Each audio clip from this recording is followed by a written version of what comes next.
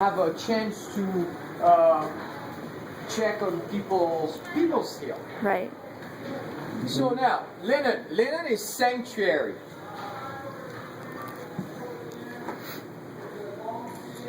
Costs me money, doesn't bring any money in. Yeah? This cost about $250 because I'm renting it. It's about $250 that size. Yes?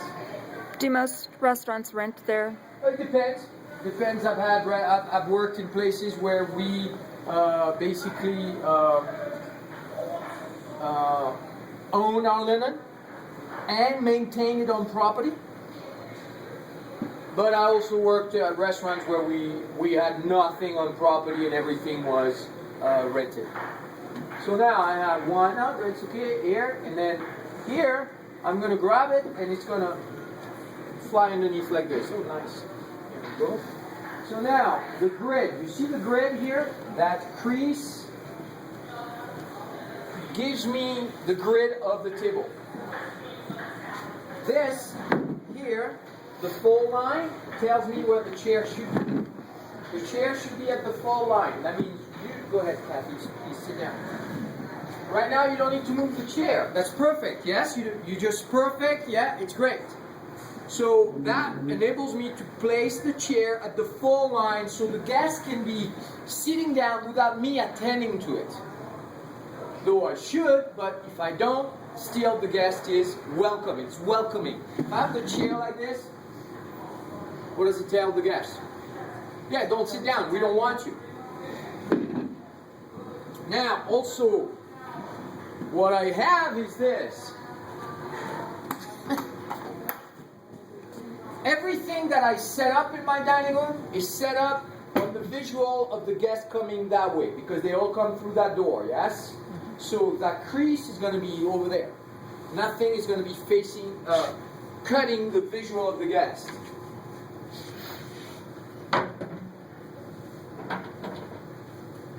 And usually on my setup, I have the salt and pepper behind a centerpiece. I don't know what happened to my centerpieces. They're gone. Usually what happens every year, they get rid of it and we get fresh one the next year. And here in front, what I put my entertainment, my candle. So it goes entertainment, centerpiece, and this is hidden.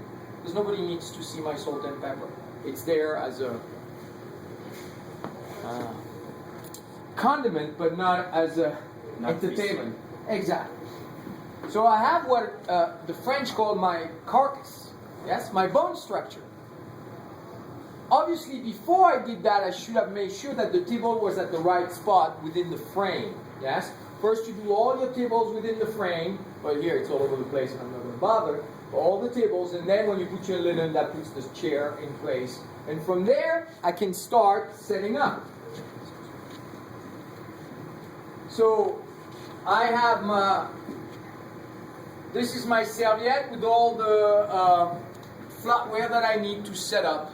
I could have several, if I had several tables to set up. Yes?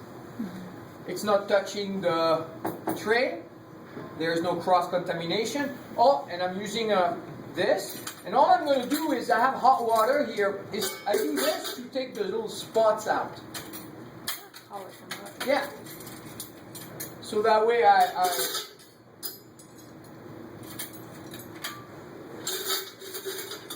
I don't think I've ever eaten anywhere where they did that.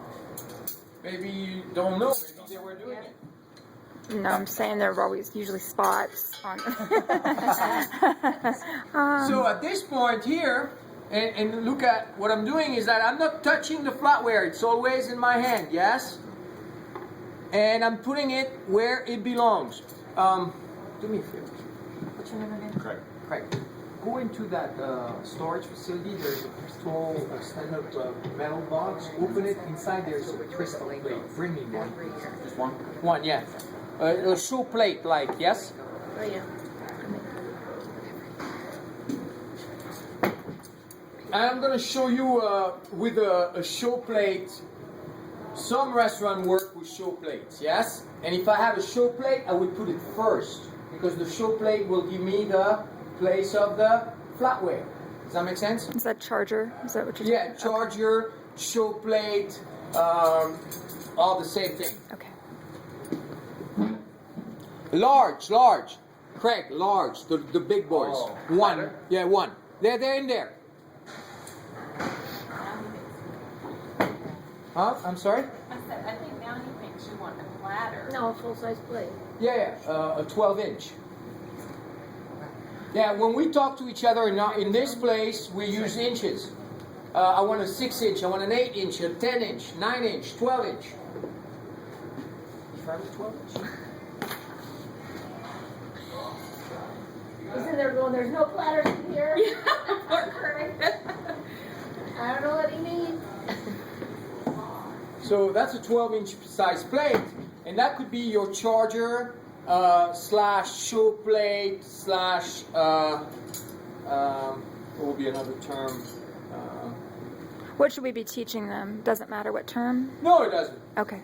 A show plate is a plate that is only used for show. Right. A charger, I use it for show, but I might drop something on top of it and then remove both.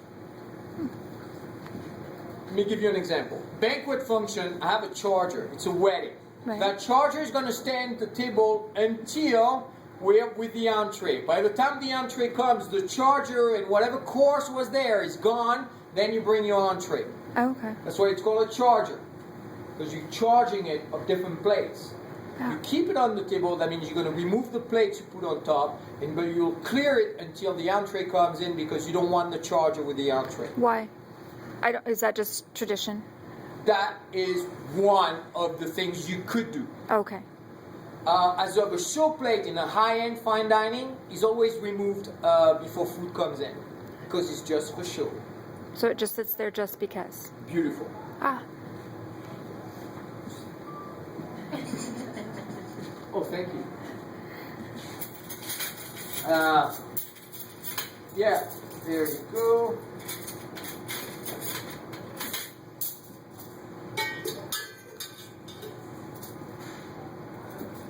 And so that, depending on the restaurant, less and less restaurants use show plates.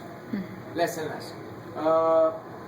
We had at the Adams Mark, we had hand-painted ballerinas, gold ballerinas on the show plate that were a duplicate of the 50-foot ballerinas that we had outside the hotel.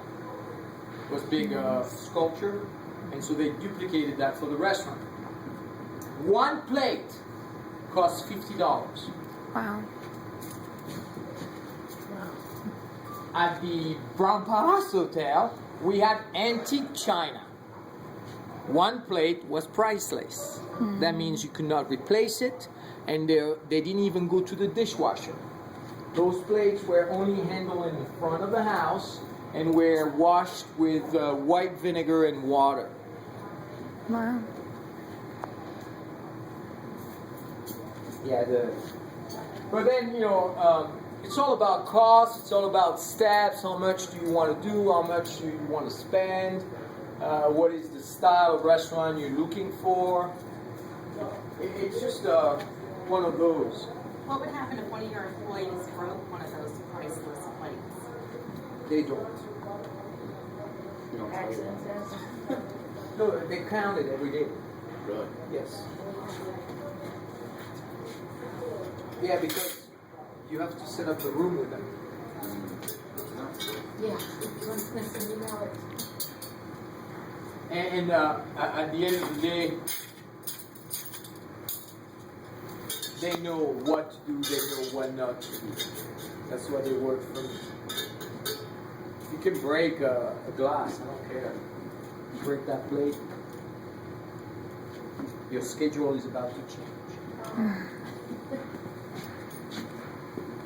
Yeah, that's the only way people understand. You come in and your schedule has changed for the next 2 weeks. You're no longer working the good shifts.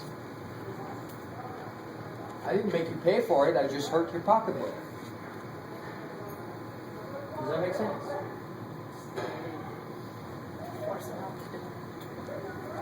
At the end of the day, they'll understand.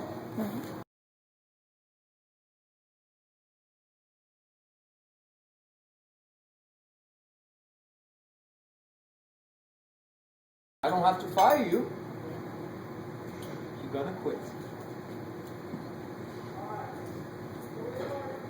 You do your job, you're professional, you show up on time, you're not drunk.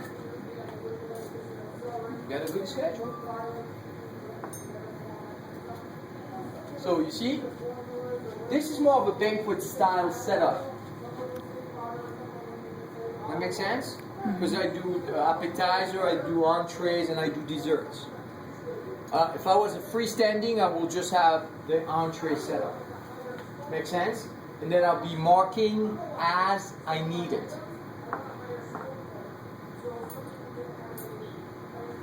Pretty simple, pretty easy.